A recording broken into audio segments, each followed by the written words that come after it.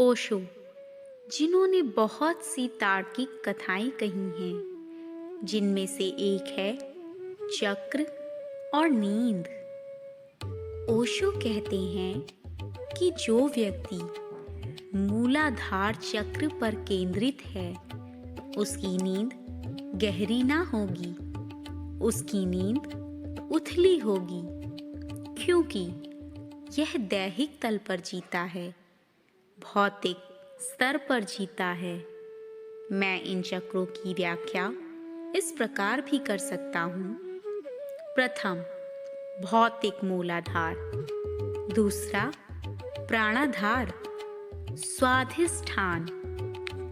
तीसरा, काम या विद्युत केंद्र, मणिपुर। चौथा, नैतिक अथवा सौंदर्य परक, अनाहत। पांचवा, धार्मिक, विशुद्ध। छठा, आध्यात्मिक, आज्ञा। और सातवां, दिव्य, सहस्त्रार। आगे ओशो बताते हैं, जैसे जैसे ऊपर जाओगे तुम्हारी नींद गहरी हो जाएगी और इसका गुणवत्ता बदल जाएगी। जो व्यक्ति भोजन ग्रसित है और केवल खाने के लिए जीता है, उसकी नींद बेचैन रहेगी, उसकी नींद शांत ना होगी, उसमें संगीत ना होगा, उसकी नींद एक दुख स्वप्न होगी। जिस व्यक्ति का रस भोजन में कम होगा और जो वस्तुओं की बजाय व्यक्तियों में अधिक उत्सुक होगा, लोगों के साथ जुड़ना चाहता है, उसकी नींद गहरी होगी, लेकिन बहुत गहरी नहीं।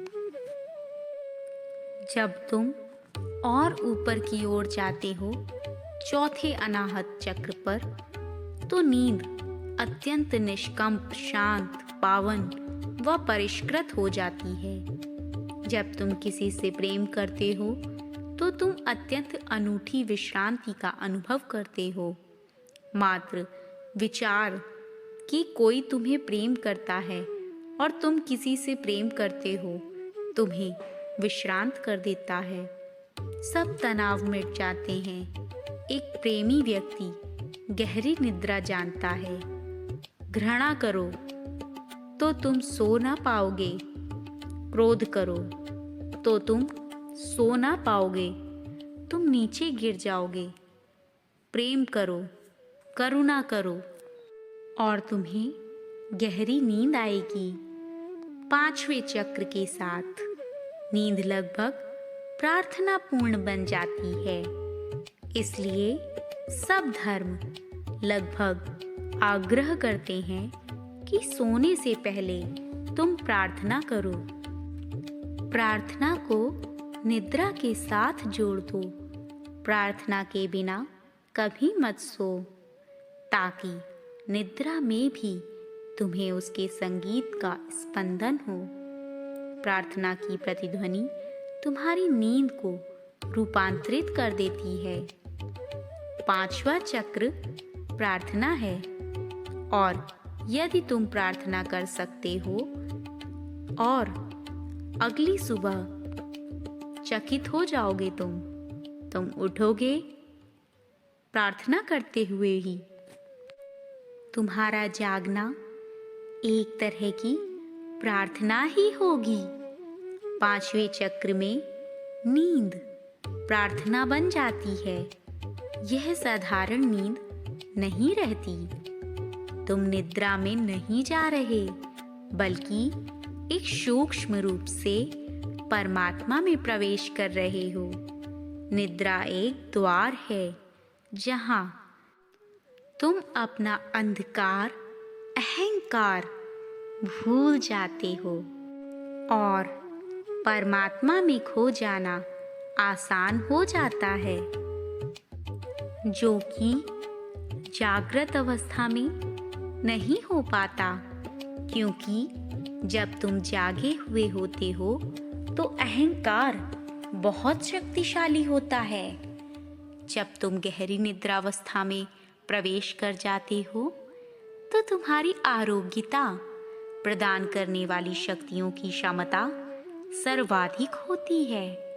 इसीलिए चिकित्सक का कहना है कि यदि कोई व्यक्ति बीमार है और सो नहीं पाता तो उसके ठीक होने की संभावना कम हो जाती है, क्योंकि आरोग्यता भीतर से आती है। आरोग्यता तब आती है जब अहंकार का अस्तित्व बिल्कुल नहीं बचता। जो व्यक्ति 5वें चक्र प्रार्थना के चक्र तक पहुंच गया है, उसका जीवन एक प्रसाद बन जाता है। जब वह चलता है तो उसकी भाव भंगिमाओं में आप एक विश्रांति का गुण पाओगे। आज्ञा चक्र अंतिम चक्र है, जहाँ नींद श्रेष्ठतम हो जाती है। इसके पार नींद की आवश्यकता नहीं रहती। कार्य समाप्त हुआ। 6ठे चक्र तक निद्रा की आवश्यकता है। 6ठे चक्र में निद्रा ध्यान में रूपांतरित हो जाती है। प्रार्थना पूर्ण ही नहीं, ध्यान पूर्ण, क्योंकि प्रार्थना में द्वैत है, मैं और तुम, भक्त और भगवान। 6वें में द्वैत समाप्त हो जाता है। निद्रा गहन हो जाती है, इतनी जितनी कि मृत्यु। वास्तव में मृत्यु और कुछ नहीं बल्कि एक गहरी नींद है, और कुछ नहीं बल्कि एक छोटी सी मृत्यु है। 6ठे चक्र के साथ नींद अंतस की गहराई तक प्रवेश हो जाती है और कार्य समाप्त हो जाता है। जब तुम 6ठे से 7वें तक पहुंचते हो तो निद्रा की आवश्यकता नहीं रहती। तुम द्वैत के पार चले गए हो। तब तुम कभी थकते ही नहीं, इसीलिए निद्रा की आवश्यकता नहीं रहती। यह 7वीं अवस्था विशुद्ध जागरण की अवस्था है।